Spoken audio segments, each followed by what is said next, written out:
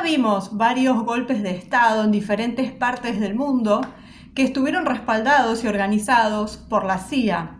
Y este es otro de los casos, el caso que se dio en lo que se llamaba el Congo, que luego se pasó a llamar Zaire. Y bueno, tenemos la historia de Mobutu, que era este líder que finalmente se hizo con el poder como títere de Estados Unidos, pero fue un gran dictador. Fue un desastre absoluto porque no solamente era un títere, sino que era un gran sanguinario. Vamos a ver quién era el señor Mobutu, para después ver más en detalle qué pasó. Bueno, este señor nació el 14 de octubre de 1930 en Lisala y era un estudiante de una escuela católica. Y a los 19 años, Joseph Désiré Mobutu ingresó al ejército y alcanzó el grado de sargento mayor, el máximo permitido para un nativo. Dejó el ejército en 1956 y se convirtió en periodista. Gracias a su trabajo entró en contacto con Patrice Lumumba y lo representó en las conversaciones por la autodeterminación del Congo en el año 59, ya que el líder nacionalista estaba preso. Después de la independencia, en el año 60, tras el motín del ejército, todavía dirigido por cuadros belgas, Mobutu fue ascendido a jefe de personal del ANC, la Armée Nationale Congolaise, y jugó un papel clave en la rivalidad entre el presidente Joseph Kasavubu y el primer ministro Lumumba, exonerado de su cargo el 5 de septiembre de 1960. 3 semanas después, en un golpe de Estado respaldado por Estados Unidos, justamente, y no nos olvidemos que estamos dentro de los años en los que se desarrolló la Gladio.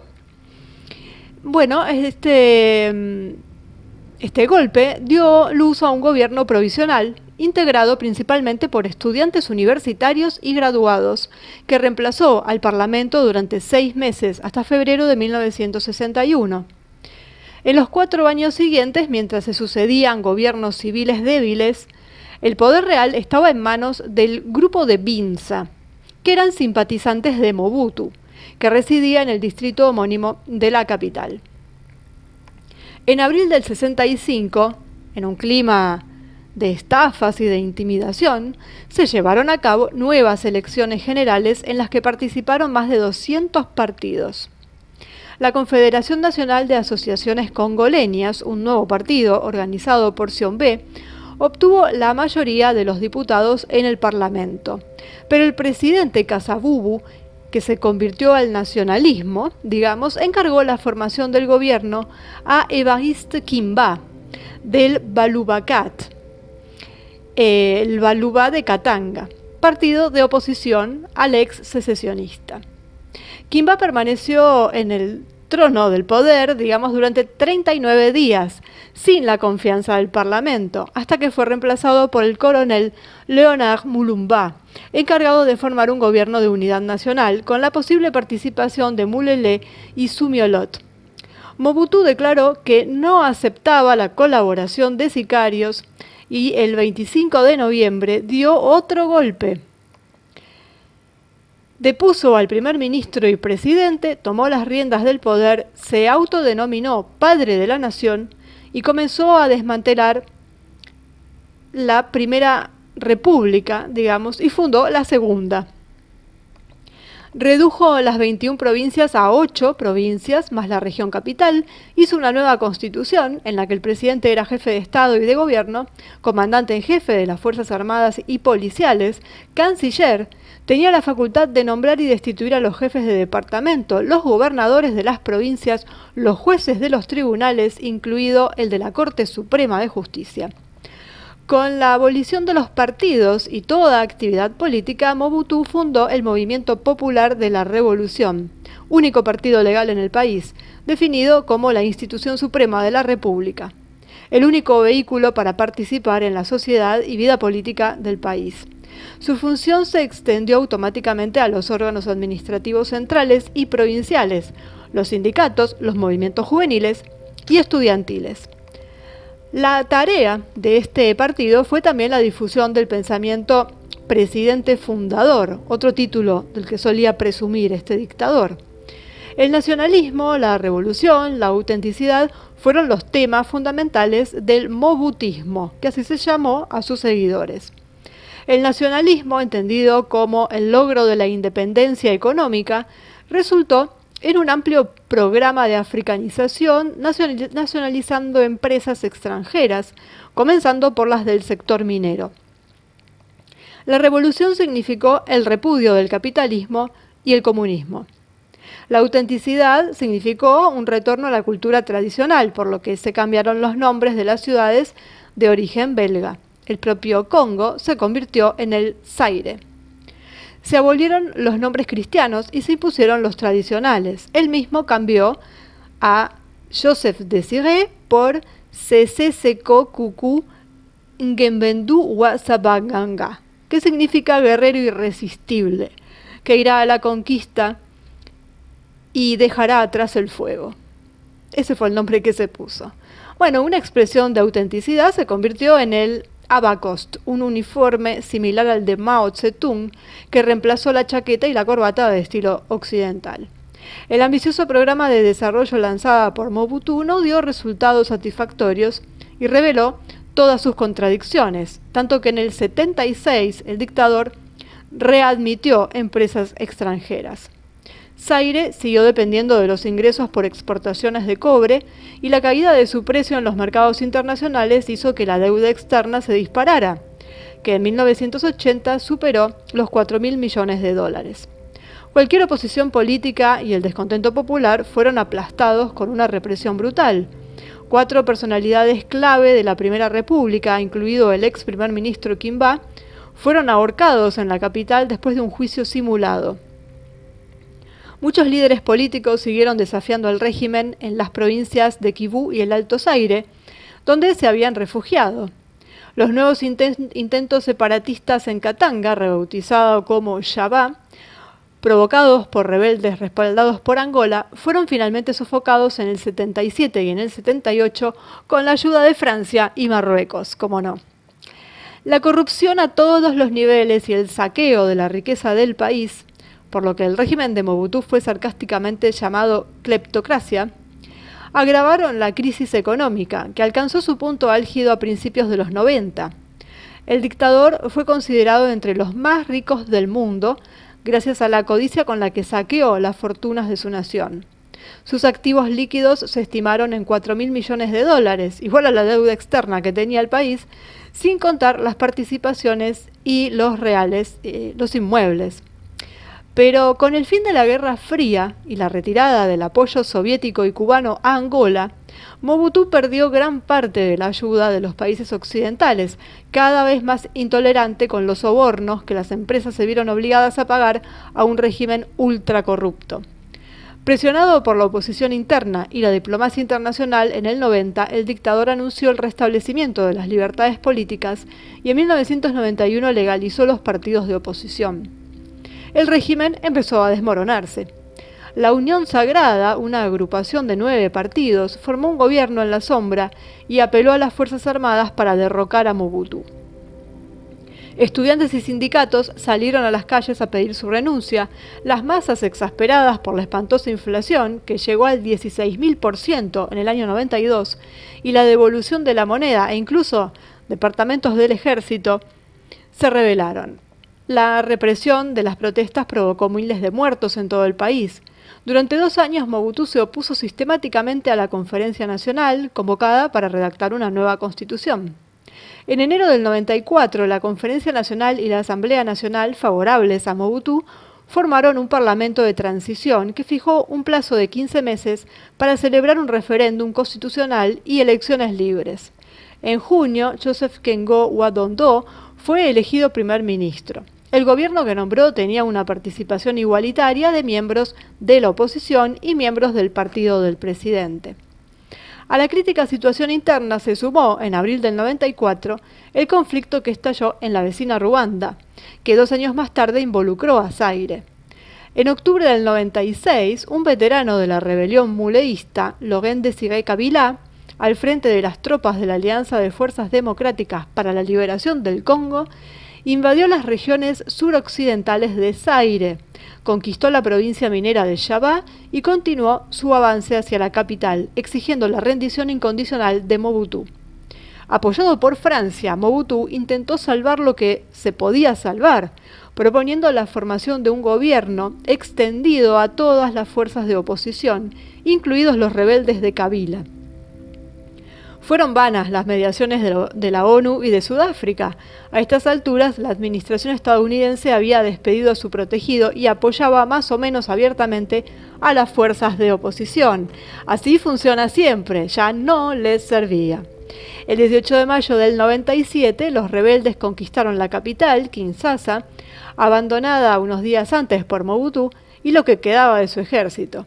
Kabila se autoproclamó presidente del país, cambiando su nombre por el de República Democrática del Congo. Mobutu se refugió en Marruecos, donde murió ese mismo año. Cuando él llegó al poder, los cuerpos de 100 estudiantes masacrados yacían en la plaza. El vicepresidente Gabriel Chumbu acababa de ser asesinado por la policía política. El congresista Guillaume Lubuya había sido alimento de cocodrilos, lo habían arrojado los cocodrilos. Lubuya había sido asesinado de una manera bestial. Y los ministros Jérôme Anani, Alexander Mahamba, Emmanuel Bamba y Évariste Kimba seguían balanceándose en la horca cuando las diplomacias de los países occidentales acogieron la llegada de la democracia al Congo.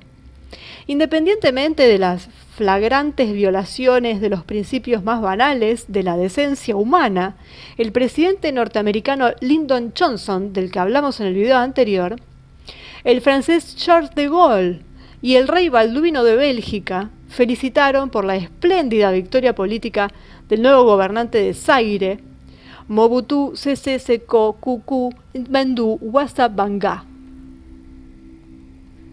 O mejor dicho, Joseph Désiré Mobutu, el dictador.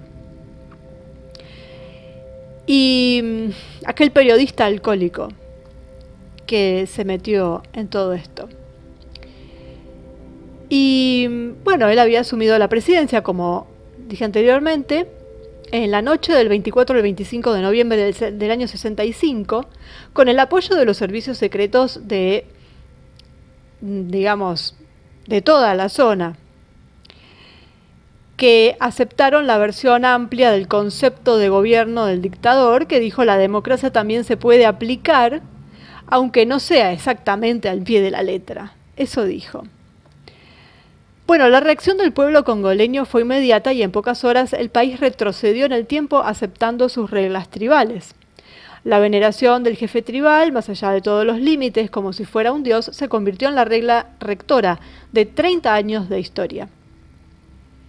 Que en un punto, bueno, es su cultura. No está tan mal si se lo mira desde ese punto de vista. Pero esto es que claramente fue utilizado para retrotraerlos y poder manejarlos mejor. París y Washington no se conformaron con haber organizado el asesinato del primer y único presidente electo congoleño, Patrice Lumumba, sin duda que tenía una tendencia marxista, pero esa tendencia marxista es como siempre, ¿no? Es la excusa para derribarlos, porque a veces ni siquiera eran marxistas. Y bueno, en realidad lo que ellos querían era meter un pie y ponerse al frente de un país centroafricano, a pesar de la reputación de esta gente, es decir, de estos políticos que tenía ese país. Según los testimonios difundidos por el coronel de la policía secreta belga Louis Marlière y el agente especial de la CIA Lawrence Devlin, los servicios de inteligencia franceses, belgas y estadounidenses habían estado pensando en Mobutu desde la década del 60, aunque todos eran conscientes de su propensión al tribalismo y la corrupción, es decir, sabían que el tipo estaba muy mal de la cabeza, que era un enfermo, que era un dictador, se iba a transformar en un dictador y no les importó, porque su objetivo era meterse ahí adentro. Y lo que tenían a mano era este tipo. Bueno, por otro lado, el 14 de noviembre del año 60, con motivo de los graves disturbios que atravesaron el Congo, fue un misterioso agente de Washington enviado personalmente por el presidente Kennedy quien señaló a Mobutu para el cargo de presidente. Lo cierto es que a lo largo de los años Estados Unidos le ha proporcionado los medios y recursos necesarios, hasta un pago anual de 331 millones de dólares, disfrazado de ayuda humanitaria para garantizar su seguridad. Siempre están ellos detrás. Una vez instalado en la silla presidencial, Mobutu decidió poner fin a cualquier embrión de revuelta, enviando al embajador Justin Bomboko a Brazzaville para llamar al líder separatista Pierre Mulele de regreso a casa con la promesa de un puesto ministerial. Bueno, por supuesto que a su llegada a Leopoldville, Mulele no encontró ninguna delegación esperándolo, pero fue apresuradamente secuestrado por la Guardia Presidencial que lo torturó hasta la muerte, obligándolo a revelar los nombres de todos los posibles enemigos de Mobutu. Los gobiernos occidentales, sin embargo, estaban dispuestos a hacer la vista gorda ante las actividades criminales de Mobutu. Claro, si lo habían puesto ellos. Menos de un año después del golpe, de hecho, París envió al economista Yves Leclerc para que actuara como asesor económico. Sin embargo, a pesar de su presencia y la de numerosos testigos de la crueldad del dictador, los crímenes contra presuntos opositores políticos continuaron de manera sistemática, alternando hábilmente con multitudes periódicas en el país y en el extranjero. Cuando Mobutu fue por primera vez a Washington para reunirse, en ese momento, con el presidente Nixon, el viaje se convirtió inmediatamente en un éxito sin precedentes para un jefe de Estado africano. Las inversiones, de hecho, también vinieron de la alta dirección de Fiat, con el apoyo del gobierno italiano.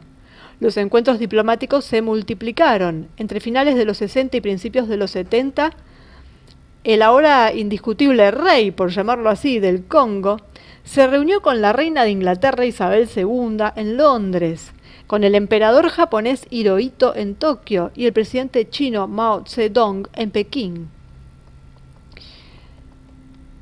Al grito de "seguimos al único hombre, un líder, un pueblo, una nación", el pueblo congoleño apoyó a este señor, al que llamaban su padre, maestro, con entusiasmo y devoción, reconfirmándolo en elecciones abiertamente amañadas 2 veces en el 72 y en el 79. Y el propio Mobutu dijo: "No hace falta la oposición". Eso se lo dijo a periodistas extranjeros que lo cuestionaron sobre la total falta de democracia en el país. Y él dijo: "No lo necesitamos porque somos bantú. No somos como los occidentales. Estamos en contra de la oposición y estamos a favor de la juxtaposición". Bueno, la frutilla del pastel en los 2 plebiscitos se presentaron con 2 cartas, una verde por la unidad y la paz que conformaba la posición de Mobutu y una roja por el cambio y el desorden. Bueno, a principios de la década del 70, el amiguismo, la corrupción del régimen dañaron irreversiblemente el tejido económico del país, que tuvo que depender cada vez más de la deuda pública, parte de la cual terminó rápidamente en los bolsillos de la familia Mobutu y de sus amigos, que en 30 años acumularon al menos 8.000 millones de dólares. Mientras tanto, el Banco Central seguía siendo utilizado como alcancía para regalar al pueblo obras de magnificencia y generosidad para garantizar largas estancias a la familia Mobutu en la hermosa bahía francesa de Cabo Martin, donde todas las autoridades europeas se reunieron con el gran leopardo, que así lo llamaban, porque usaba unos sombreritos de leopardo. Y bueno, se lanzó un plan de nacionalización de las industrias congoleñas, conocido como zairización. Leopoldville se convirtió en Kinshasa, Elizabethville en Lubumbashi, Stanleyville en Kisangani. El Congo se llamó Zaire y Mobutu se convirtió en el Gran Leopardo. Y comenzó espectáculos de celebración propia, especialmente basados en el culto a la personalidad, en la línea con la tradición tribal del país. En el 80 recibió la visita de Juan Pablo II y la explotó a su favor. El día antes de la llegada del Papa, el dictador quiso regular su situación moral, pidiendo al obispo de Kinshasa que celebrara la boda en la catedral de la capital congoleña, porque, bueno, no tenía los papeles pertinentes.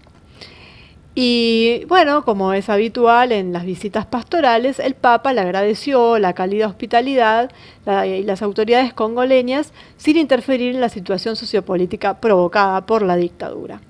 En el año 88, George Bush, al regresar de un viaje de negocios para asegurarse la exclusividad en la extracción de cobalto en el Congo, en el Zaire, indispensable para numerosos procesos industriales, también dedicó palabras de respeto al gran dictador africano, al más brutal, llamándolo el aliado más válido de Washington. Al año siguiente, sin embargo, la caída del muro de Berlín y el fin de la Guerra Fría obligaron a todas las diplomacias occidentales a revisar su esquema de alianzas. La amistad con un dictador sanguinario, sospechoso de comerse el hígado de sus enemigos políticos, ya no era justificable a los ojos de la opinión pública, con la peste del comunismo. El 24 de abril del año 90, Mobutu también se vio obligado, bajo la presión occidental, a abrirse al multipartidismo y a otorgar un amplio espacio a la oposición política. Desde el año 92 hasta el 97, cuando los rebeldes de Laurent Désiré Kabila derrocaron definitivamente la dictadura, el país se hundió en la anarquía y se convirtió en presa fácil para los ejércitos de los países vecinos y los militares de la policía secreta de Mobutu. Y una señora dijo a unos periodistas europeos, una congoleña, dijo: nos hemos convertido en ratas para aplastar. Y es así como todavía se sienten en el Congo, debido a intereses que son superiores a ellos mismos. Y vemos una vez más a un dictador bestial puesto ahí por las élites, básicamente y como siempre por la CIA en particular, pero Francia no se queda atrás, Bélgica en este caso porque era la que tenía dominio sobre el territorio, que lo sostienen y que mienten al mundo entero diciendo que es un gran aliado, celebran que él sea el presidente y muestran una imagen edulcorada, hasta ahí nomás, porque llega un punto en donde tanto no se puede disimular, pero donde se disfrazan muchas cosas. E incluso va de visita un papa y no se mete, simplemente pasa por ahí, hace un poco de diplomacia y si he visto algo, no lo recuerdo. Y eso pasó en África. Ya vimos lo que había pasado en Medio Oriente, vimos lo que pasó en Sudamérica, con estos golpes de Estado fomentados por la CIA. En el marco de esta gladio, años después, o dentro de lo que duró la dictadura de Mobutu, también se produjeron los golpes de Estado en el Cono Sur, en Chile, que es el más icónico, porque es el que se sabe, pero a gritos, la intervención de la CIA. Sabemos que Kissinger estuvo detrás de todo lo que fue la Operación Cóndor, de los golpes en Chile, en Argentina, en Uruguay. El chileno es como el más representativo, porque además, bueno, el presidente que estaba en ese momento, Allende, muere en ese golpe de Estado, en situaciones que, bueno, son un tanto confusas también. Sí, es cierto que estaba de lleno en el socialismo, cercano al marxismo, pero, bueno, no lo dejaron hacer tampoco, no sabemos qué es lo que iba a hacer. Tenían la excusa, como siempre, en este caso era real, el sentido de que él estaba dentro de un partido de esas características. Y bueno, eso lo vimos cuando hablamos de la Operación Gladio, ¿no? Cómo se fueron dando diferentes golpes de Estado actos de terror en otros países donde no se podía hacer un golpe de Estado porque eran estados europeos donde eso ya estaba, no se ejercía el golpe de Estado, eso estaba limitado a Latinoamérica, África, Medio Oriente, pero en el caso de Europa lo que había eran grupos de terror en todos los países prácticamente, que tenían en vilo a la población. Es otra manera, pero en el fondo es lo mismo. Así que bueno, esa fue la historia de lo que hicieron en un país africano, cómo llevaron a cabo esto de un golpe de Estado y poner a un títere que resultó ser una real bestia. Pero bueno, también tiene que ver con la cultura de base y que le dejaron hacer en detrimento de su propia población. Porque no hubiera pasado nada si su tribalismo hubiera sido beneficioso para una población que estuviera acostumbrada a eso y que mantuviera su cultura. Eso hubiera sido genial.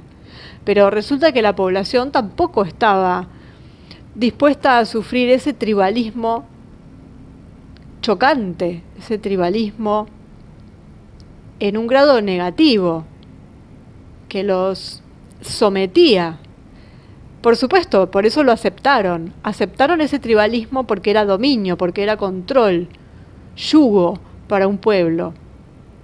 Porque hay culturas tribales a las que no quieren, porque justamente se unen en contra de un enemigo común y no dejan que entre nadie, que no entre ningún extranjero a sacarles lo que es suyo. Y en donde realmente funcionan como una comunidad. Esos grupos tribales no les gustan, entonces no es que les gusta que alguien mantenga su cultura y su cultura tribal, no, solamente les gustan las culturas tribales que hablan de dominio y de sojuzgamiento, como la de este caso. Bueno, uno más de las aventuras de la CIA en el extranjero, provocando desastres.